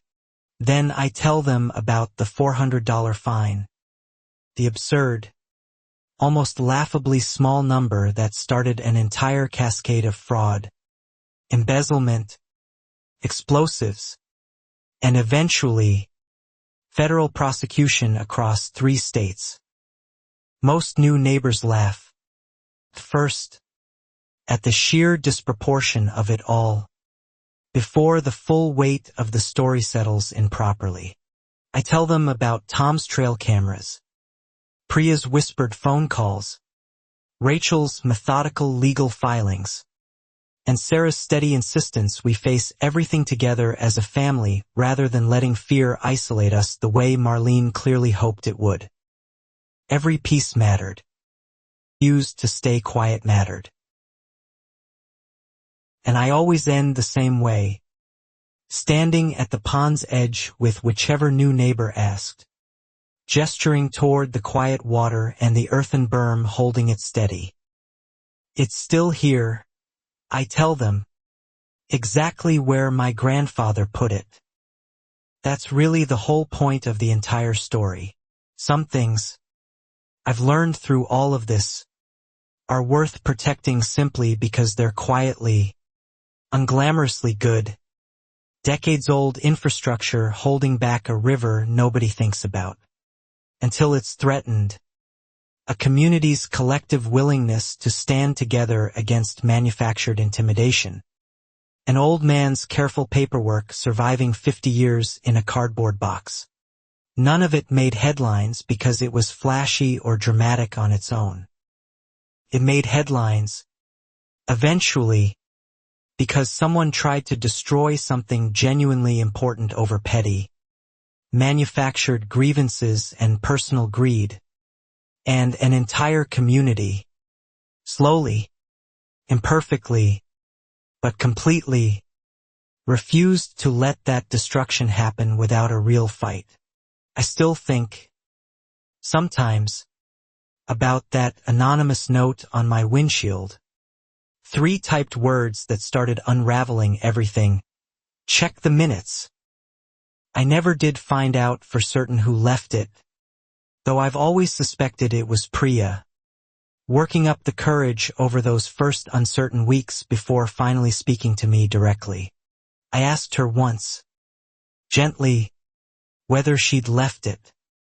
She just smiled, mysteriously, and said some things are better left as quiet acts of courage rather than public credit.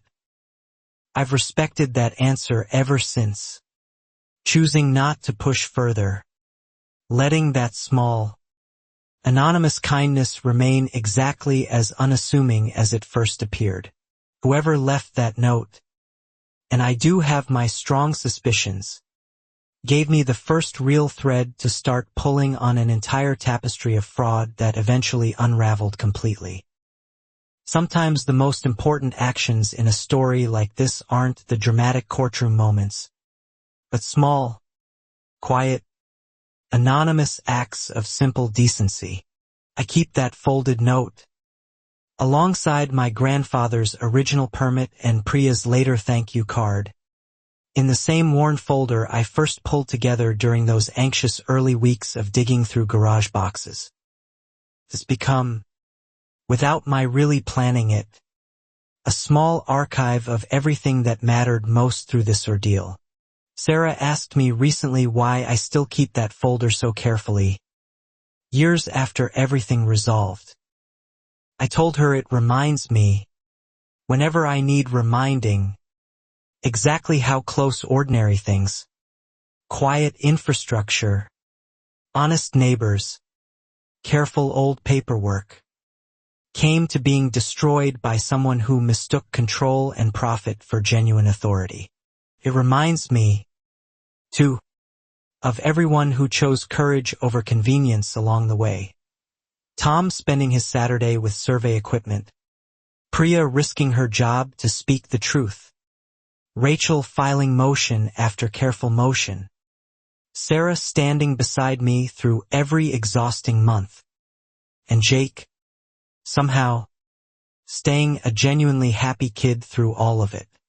That last part matters more to me than almost anything else looking back.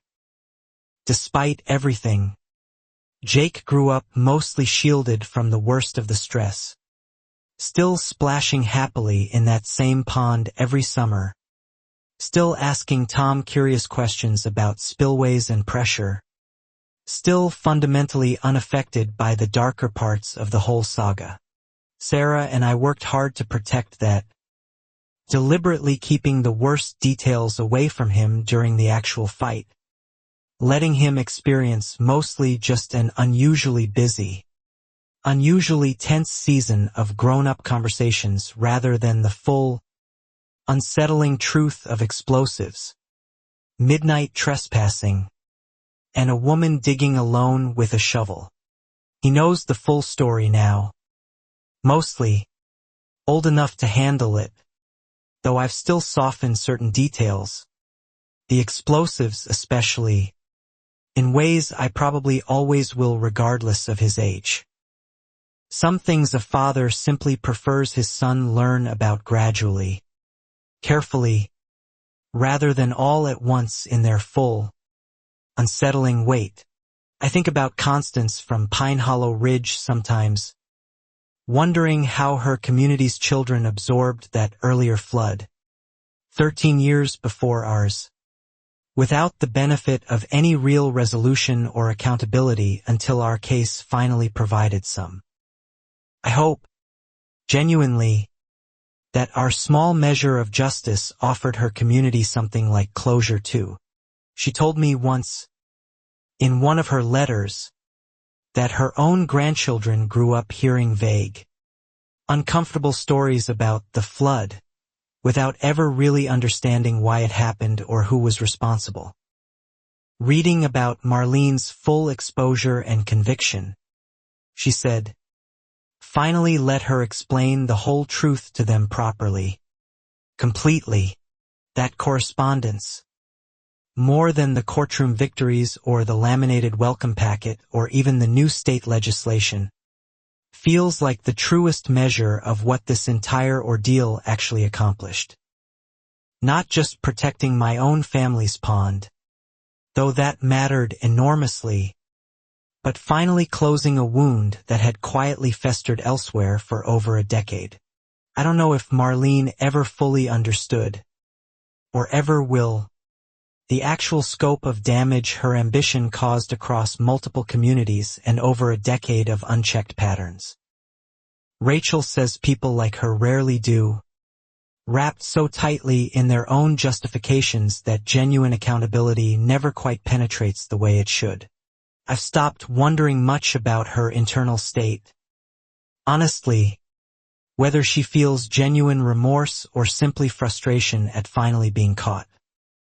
It doesn't change much for me either way. The dam still stands. The truth, however belatedly, surfaced completely and thoroughly, for our community and for Pine Hollow Ridge both. That, I've decided, has to be enough. Not perfect justice, Not some dramatic personal transformation on Marlene's part. Just the quiet, steady fact that the harm stopped, the pattern broke, and an old man's careful engineering work continues doing exactly what it was always meant to do, protecting people who barely think about it. Willow Creek Estates feels, these days, like exactly the kind of ordinary, pleasant neighborhood it always should have been before Marlene Bishop's ambitions turned it into something else entirely for those exhausting months. Quiet mornings, friendly mailbox chats, board meetings about paint colors rather than manufactured crises and falsified quorum votes. I've come to genuinely appreciate that ordinariness, having spent so long fighting to protect it. There's a particular, quiet satisfaction in boring HOA meetings now, in petty disagreements about holiday light schedules rather than existential threats to my family's home and history. Boring, I've learned, is sometimes exactly what safety looks like. My father visits occasionally, and we always walk down to the dam together during his visits, the same way he used to walk this land with his own father decades earlier. He doesn't say much during these walks. Usually, just stands quietly at the water's edge, the way I imagine Walt himself once did. On one visit, he finally opened up a little, admitting he'd worried, quietly, for years, whether the dam's maintenance responsibility would ever become a genuine burden for me, the way it clearly never had been for him living somewhere else entirely. I never imagined, he said, it would become this much of a fight. I told him honestly that despite everything, the fight, painful and exhausting as it was, ultimately reaffirmed something valuable about the whole family legacy tied up in that quiet earthen berm. It wasn't just infrastructure anymore. In my mind, it had become something closer to a testament, proof that quiet, careful work outlasts loud ambition. He smiled at that, a small, genuinely moved smile, and told me Walt would have appreciated hearing it framed that way. Exactly the kind of quiet, unglamorous pride his own father had always carried about his engineering work, never needing public recognition, just satisfaction in a job done properly and maintained faithfully over time. That conversation with my father has stayed with me since. Another quiet thread in the larger tapestry this whole ordeal wove together, connecting 3 generations of Marsh men. Through nothing more dramatic than a shared, careful commitment to maintaining something useful, something protective, something that mattered far beyond its own unassuming appearance. I sometimes imagine Walt watching all of this unfold, somehow, from wherever people go after they're gone, bemused probably by the sheer drama his simple, practical flood control project eventually generated decades after he built it. I like to think he'd have found some quiet, wry humor in the whole absurd saga. All that fuss, I imagine him saying, shaking his head slightly, over a dam I built in about 3 weekends with a rented excavator. That imagined humor helps, somehow, keeping the whole ordeal in proper perspective. Beneath all the fraud, embezzlement, and federal prosecution, it really was, at its simplest core, just a dam, just an ordinary, useful, quietly important piece of infrastructure that one woman's greed and ambition nearly destroyed, and that an entire community, eventually, chose to protect together instead of standing by individually intimidated. Sometimes the biggest stories really do come down to the smallest, most ordinary things imaginable. I I think about that whenever new neighbors ask about the laminated welcome packet page. Whenever Jake brings friends to see the famous dam. Whenever Tom teaches his informal watershed classes at the water's edge each spring. An ordinary dam. An entire community's willingness to protect something quietly, genuinely worth protecting. That's the whole story. Really, stripped down past the fraud investigations and federal charges and courtroom drama. An ordinary piece of infrastructure, an ordinary family, an ordinary neighborhood, and one woman's extraordinary greed nearly destroying all three before an entire community. Slowly and imperfectly, chose to stand together instead of apart. Nearly 2 years after Marlene's sentencing, I received an unexpected letter forwarded through Rachel's old office. From Marlene herself, written from prison. I almost didn't open it, genuinely unsure I wanted to hear anything more from her. But curiosity, eventually, won out over my reluctance to revisit that whole exhausting chapter. The letter was short, oddly formal, offering something between an apology and a justification, claiming she'd genuinely believed the dam posed real safety concerns initially, before things had gotten out of hand beyond her control. Reading it, I felt mostly a kind of distant, hollow disappointment rather than any real anger.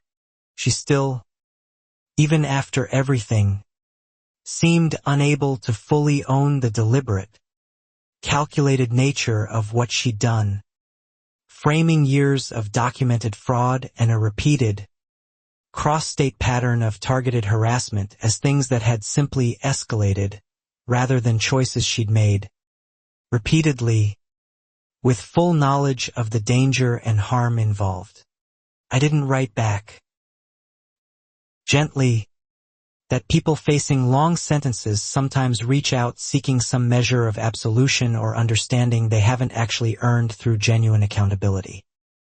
I decided, after reading it twice, that I didn't owe her a response, and that decision felt entirely, cleanly right.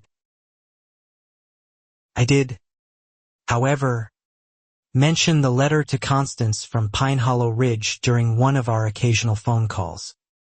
She was quiet for a long moment before saying something that stuck with me since. Some people, she said, will always believe their own excuses more than the actual damage they've caused. Don't waste energy on that. That advice felt exactly right, and I've carried it with me since, letting go of whatever lingering need I might have had for Marlene to fully, genuinely understand the scope of harm she'd caused. Some closure, I've learned, doesn't come from the person who caused the damage. Comes from simply moving forward anyway. Willow Creek Estates continues on, mostly uneventfully now, exactly the way an ordinary suburban neighborhood should. New families move in regularly, read the laminated dam history page, occasionally ask me about it directly, and settle comfortably into a community that finally, genuinely, feels safe and fair rather than quietly, dangerously arbitrary. Priya remains our community manager, running things with a transparency and fairness that would have been unimaginable under Marlene's presidency.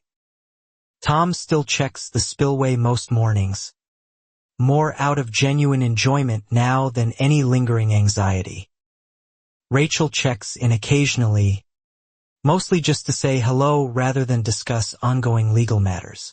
Jake's applying to engineering programs now, seriously considering water resource management as a specific focus, inspired by years of Tom's patient lessons and, admittedly, by growing up genuinely fascinated by the quiet, unglamorous infrastructure that once nearly cost our family everything, yet ultimately protected an entire valley for decades. Sarah and I still walk down to the pond most evenings, a habit we picked up during the fight and simply never abandoned afterward. It's become less about vigilance now and more about simple appreciation. Standing quietly together watching water catch the evening light exactly the way it has for nearly 5 decades. I think, often, about how differently this story could have ended.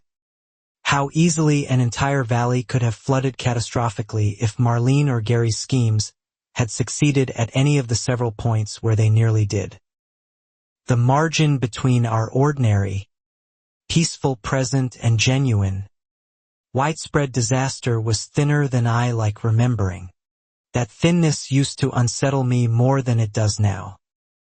These days, I mostly just feel grateful, quietly and thoroughly grateful, for every small decision that tipped things toward protection rather than catastrophe.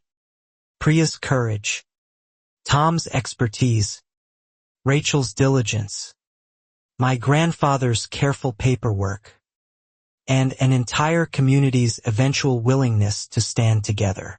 I sometimes wonder what became of Wallace Pruitt, the unlicensed engineer whose fraudulent report started this entire cascade of legal consequences.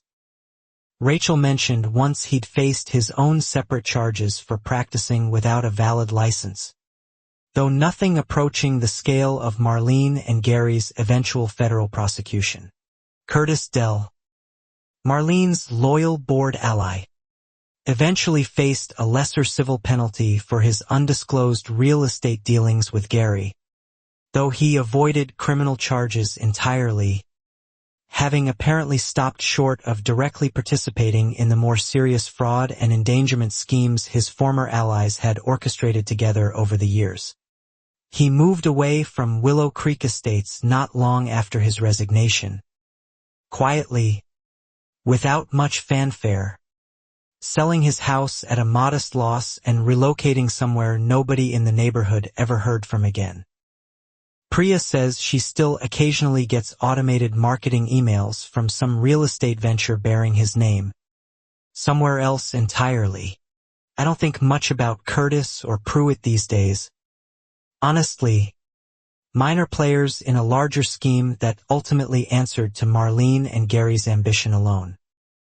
The real weight of accountability, appropriately, landed squarely on the two people who'd orchestrated the entire pattern across multiple states and communities over several years. Occasionally, at neighborhood gatherings, someone new asks me directly whether I ever regret how publicly the whole ordeal eventually played out. The news coverage, the courtroom drama, the laminated welcome packet history page memorializing it all so completely. I always answer the same way, honestly, without much hesitation at all. No. I tell them, I don't regret it, not for a moment. The dam survived. An entire community learned something valuable about standing united rather than isolated. And somewhere, Constance from Pine Hollow Ridge finally got some measure of the accountability her own community deserved over a decade earlier. That answer usually satisfies people's curiosity well enough, though I sometimes add one more thought, unprompted, about the whole strange saga. The real twist, I tell them, wasn't ever really about Marlene's corruption specifically. It was about how much genuine good an ordinary community can accomplish once it finally stops staying quiet. Isolation, I've come to understand deeply through all of this, is exactly what people like Marlene depend on to succeed. Targeted homeowners feeling alone, intimidated, uncertain whether anyone else faces the same manufactured harassment. The moment that isolation breaks, through shared documentation, honest conversation, and simple mutual courage, their entire leverage collapses. I think that lesson matters more, honestly, than even the dam's survival itself. As much as I treasure that quiet piece of family history and infrastructure, communities protect themselves best not through individual heroics, but through collective willingness to compare notes, share evidence, and refuse to let manufactured fear isolate them from each other.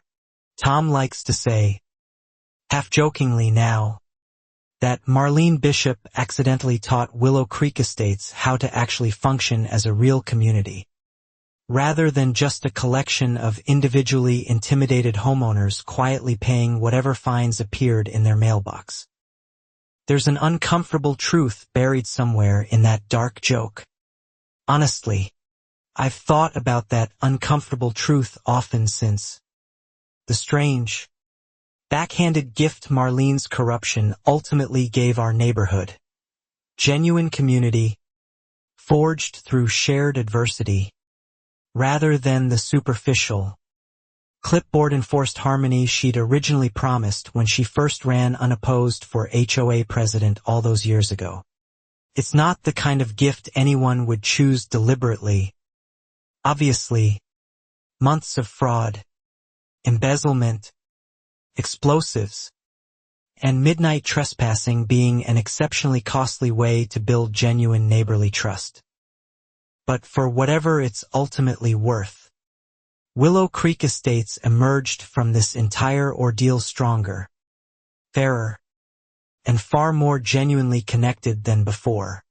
My grandfather's dam remains, as it always has, entirely indifferent to all of this human drama surrounding it, quietly holding back the same river it's held back for nearly 5 decades now, protecting a valley full of people who mostly, thankfully, never think twice about its quiet, essential presence in their daily lives. That indifference, oddly enough, feels like exactly the right note to end this story on. Not triumphant fanfare, not dramatic courtroom vindication, just an ordinary dam continuing its ordinary, essential work, entirely unbothered by the fraud, greed, and manufactured drama that once nearly succeeded in destroying it over a $400 dispute. Some things, the truly important things, simply endure quietly, doing their essential work regardless of whoever tries, however viciously, to disrupt them for profit or petty control. My grandfather understood that instinctively, building something meant to last long after his own lifetime. Marlene Bishop never understood it at all. Not really. She saw a pond and a dam as obstacles to profit, as leverage for control, as a $400 violation to be corrected swiftly and quietly. She never once saw what my grandfather had actually built. Protection for an entire valley, quietly maintained across generations, indifferent entirely to anyone's ambition or greed. That fundamental misunderstanding, more than any single piece of evidence or courtroom testimony, feels like the true heart of this entire story. Marlene mistook something genuinely important for something easily disposable, and in doing so, revealed exactly the kind of person willing to risk an entire community's safety for personal profit. We, meanwhile, simply understood what we were protecting all along.